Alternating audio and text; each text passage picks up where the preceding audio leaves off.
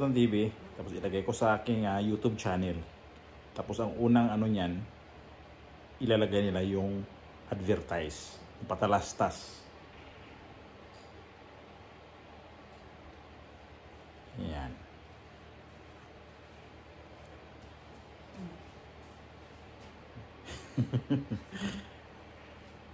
Lagay ko yon sa ano, sa isang ano dyan.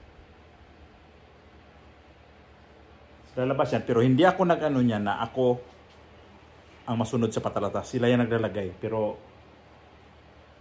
nakakatuwa kasi pag nasa TV, feeling ko,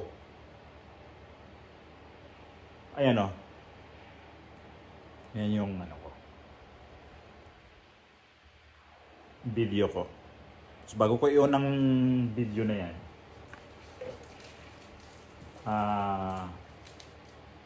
patalastas muna yan. Pero sabi ko nga, hindi yan ako ang nag-ano niya na bago ang papasok ang aking video. Ano yan? Sila mismo ang naglagay niyan. Ilang video ang ipapasok nila yan. Mostly yan, ilalagay nila ay dalawang mga patalastas. Yun ko yan. Ito yung huling vlog ko na sa mga aso ako. Ayan, Spanyol. Patalastas. Coca-Cola. So ilang seconds. Pwede ano yan, i-skip kasi mayroong nakalagay dito na skippable siya. Pero pabayaan ko na lang yan para makatulong din sa akin ang mga patalastas na yan sa pamamagitan ng patalastas. Makakatulong din yan na hindi ko i-skip. Ayan. So mga 90 plus. Ibig sabihin yan, 60 minutes, mga 1 minuto at kalahati. Tama, no, Kay? 90, 1 minuto at kalahati yan, no? 90 plus eh.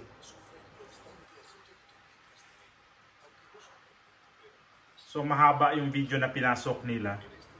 So sabi ko nga, hindi ko muna i-skip kasi pangdagdag din sa mga sentimos na iniipon ko para makasweldo ako.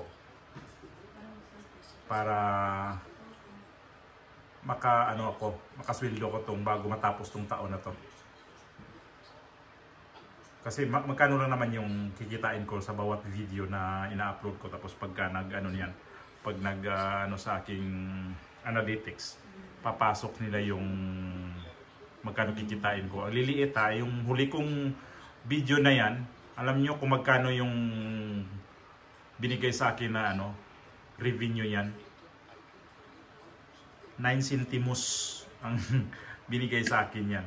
So okay na sa akin kasi imagine, naglalagay lang naman ako, nag-upload lang naman ako ng video sa YouTube, tapos binabayaran ako ng mga centimos. Sabi ko nga, pagka sentimos, na naman, naiipon ko rin naman. So yan pa rin yung patalastas na yan na 1 minuto kalahati. Yung mga mga upload ko na sa awa ng Diyos, nakalagpas naman ako sa mga views talaga na, sabihin na lang natin na sa mga, ang ko naman is minimum 30 views. So lumalagpas naman ako kahit pa paano ng mga, nakapatong din naman ako ng mga 100, tapos itong huli nasa mga 60 plus views. Happy na ako niyan kasi yan lang naman talagang natin na mag-views ng konti, kikita rin tayo ng konti. Malaking bagay na yan sa mga binabalak nating kung saan natin itulong sa sunod yung mga natin kita dito sa YouTube, na kita ba yung mga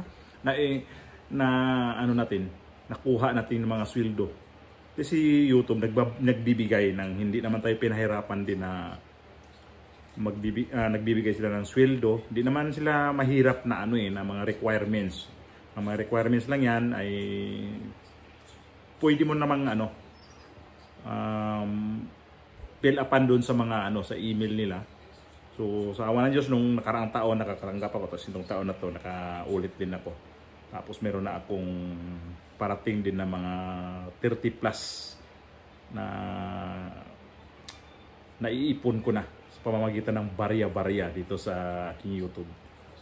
So sana, bago matapos yung taon na to, makakuha rin ako ng panibagong sahod, mga December. Sana makakaano lang, makakuha ng sa aking target. Basta upload ako ng upload. Kung di busy, kasi ito parating na naman yung amo namin itong weekend na to.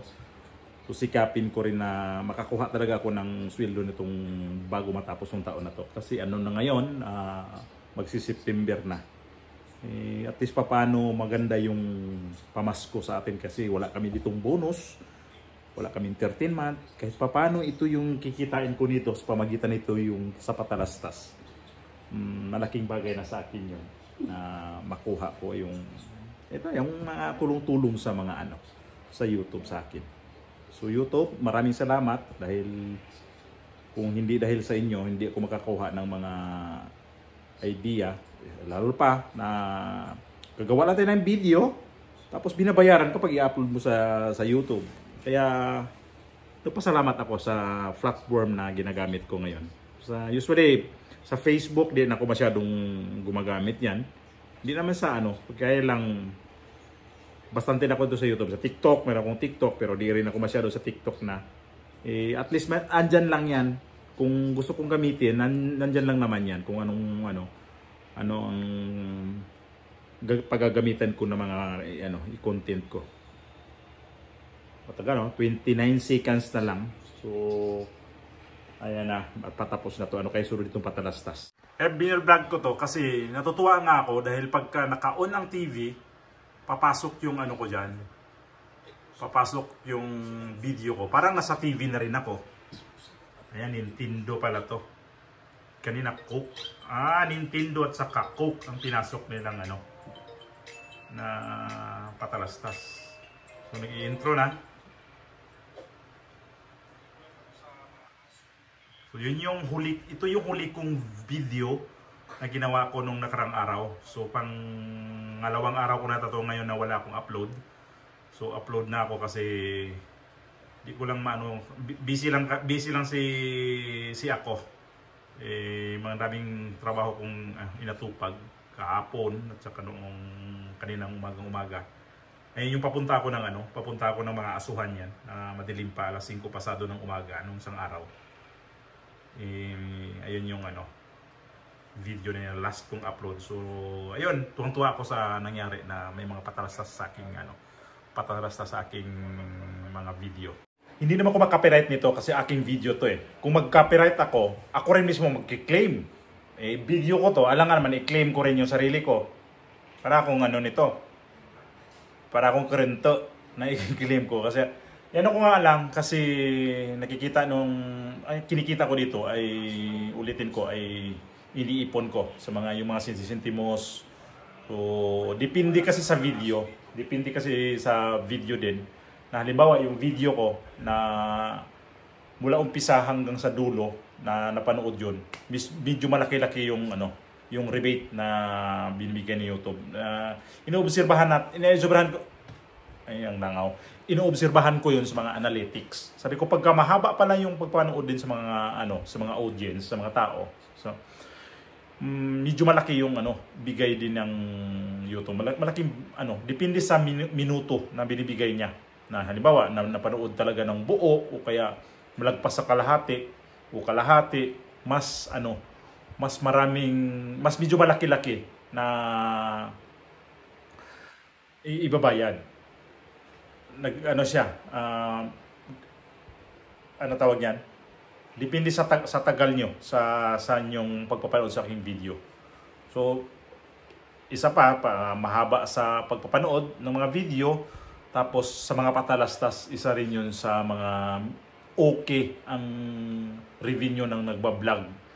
Di ko naman alam kasi dati yan. Ngayon na kung paano ba to talaga magkaroon ako ng kita dito sa YouTube na bang basihan dito. So tinitingnan ko, pinag-aralan ko yung mga sa analytics. Isa pala to depende din sa mga hindi nag-skip ng mga ads. Pero hindi ko sinabi sa inyo na huwag kayo mag-skip sa ad.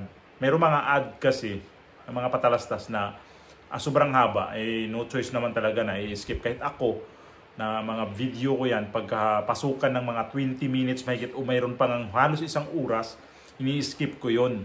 Kasi mayroon akong kagaya nito, yung channel na to, na ginagamit ko dito, na tinitingnan ko kung ano yung pwede ko pang gagawin na mga video. At saka nakakatuwa kasi lahat ng mga ginagawa kong video kasi memories ko na ginagawa kong video. Gagaya nito, nag-aalaga ko ng aso, ayan, nag-aalaga ko sa kanila, memories ko yan kasi sabi ko nga, hanggat tumanda ako nito, hindi ko ito makakalimutan na itong lugar na to, nandito ako, nag-alaga ako ng aso.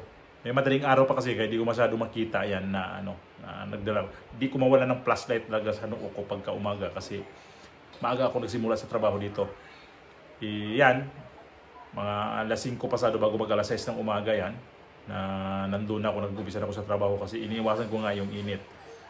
So, lahat yung mga video na ginagawa ko, memories yan, memorabilia ko yan, iniipon ko dito sa aking YouTube channel. At least may YouTube channel ako na doon ko ini-imbak yung mga video ko. Yung mga video ko, nag-upload ako, binabayaran ako ni YouTube. Malaking bonus na sa akin yun na nagbibigay sa akin siya ng bayad.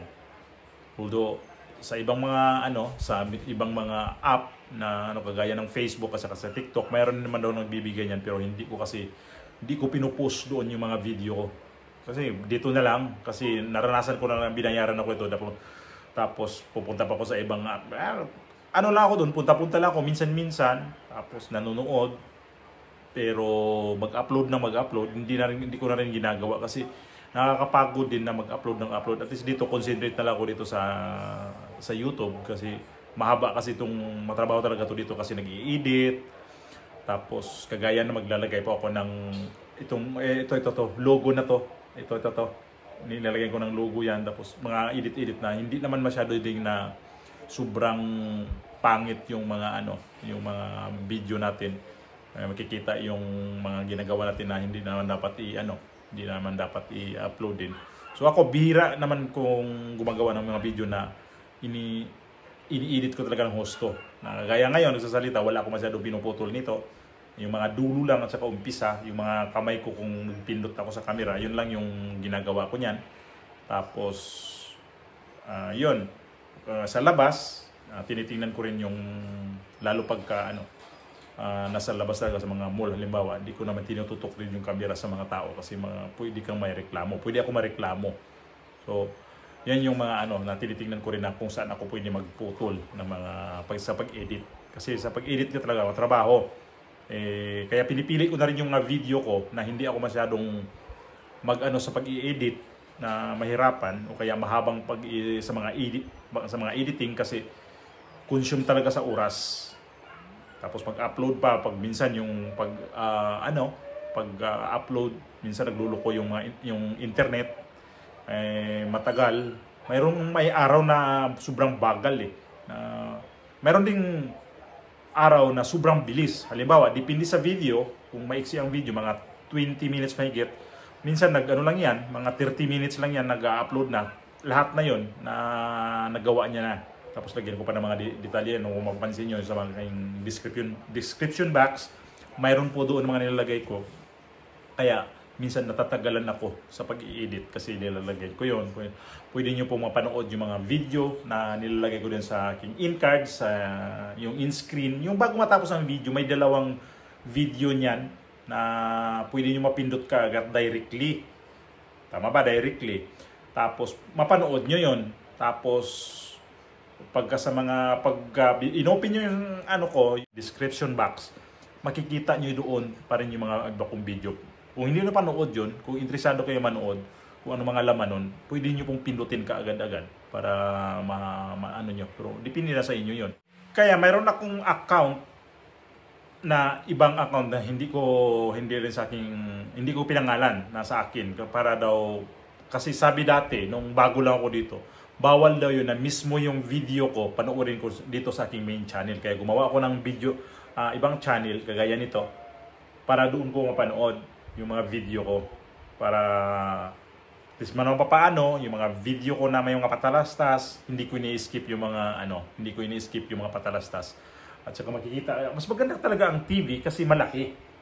Ayan kitang-kita yung buong tapos ang nga niyan, parang nakakatuwa.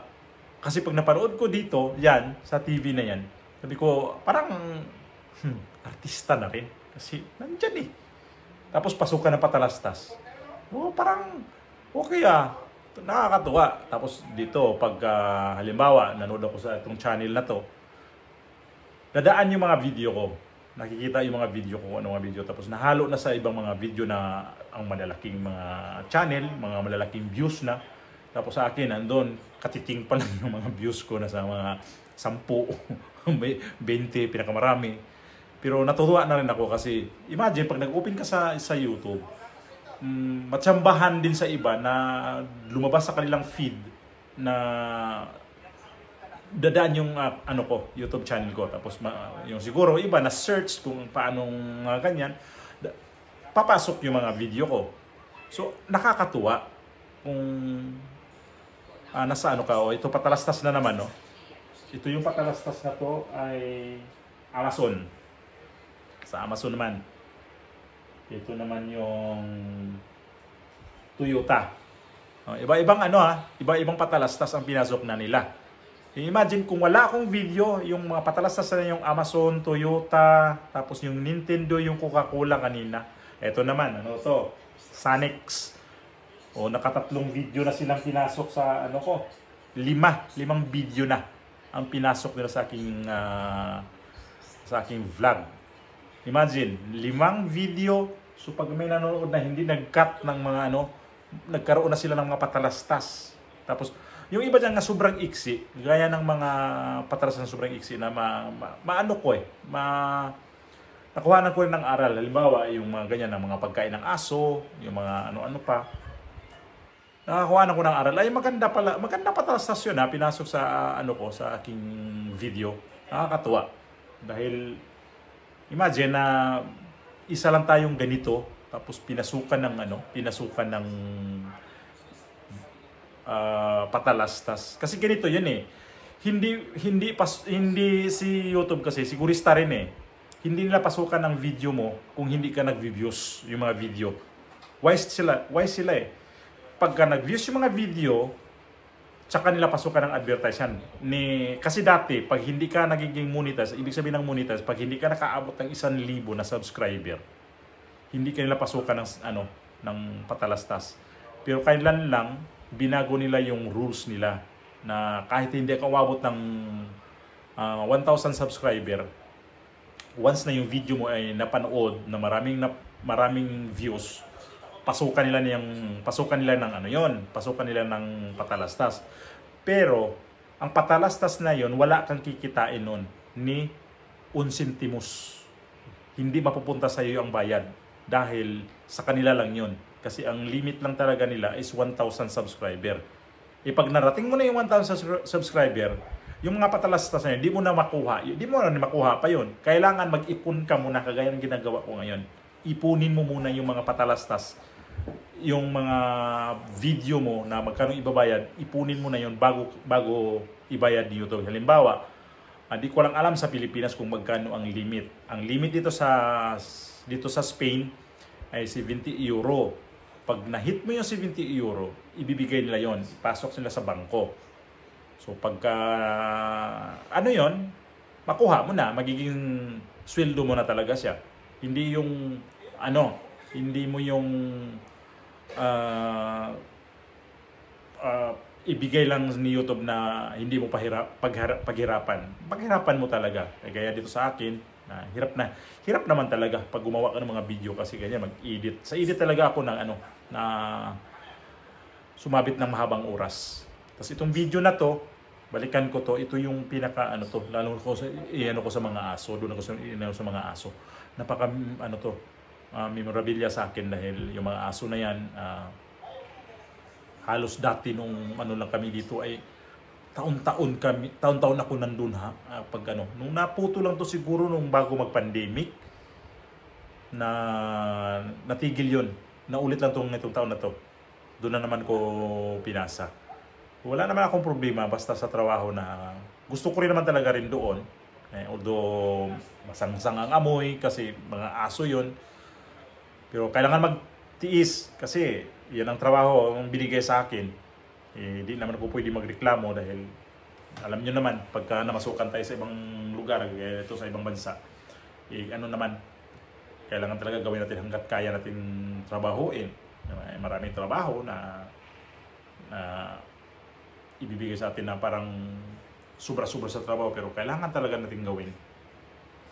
So, yun yung purpose ko, bakit ko gawan ko to ng mga video. Kasi dati doon, nung doon ako na destino dati, di pa ako nagba-vlog noon. Di pa ako nag-umpisa ng mag-vlog. Imagine, nasa 3 years na ako nagba-vlog. So, talagang matagal ako bago ako nakabalik sa mga asuhan. Gaya itong video na to, ito yan. So, doon ako din destino. Pero hindi ako straight, di kagaya noon na pagdating talaga na mag-leave na yung o ilipat yung nag-aalaga ng aso. Doon na talaga ako minsan. July pa hanggang September ako doon. Mahaba. 2 trabaho ang inatupag ko. Galing doon, dito naman, hapon, yan ang ginagawa ko. Para naman di ko ma-abandon din yung trabaho ko dito sa loob ng rest house kasi ako rin mahirapan pag i-abandon ko ang mga ginagawa ko dito. Kailangan talaga i-dubli oras talaga. Dubli kayod. Dubli kayod, pero yung trabaho, yung sweldo, hindi naman dubli. Isa lang talaga.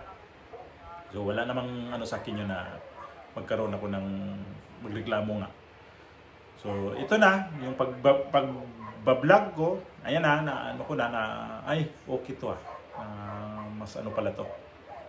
Okay pala tong pag-vlog kasi nababayaran ka kahit sentimos, okay na sa akin yun na binabayaran ko. Naiipon ko na nagiging sweldo ko rin naman talaga hindi lang buwan-buwan, hindi lang siya buwan-buwan talaga maibigay kasi maliit lang naman talaga ang kita ko. Marami naman din ng dyan, nagba-vlog din naman, hindi naman talaga sila monthly ang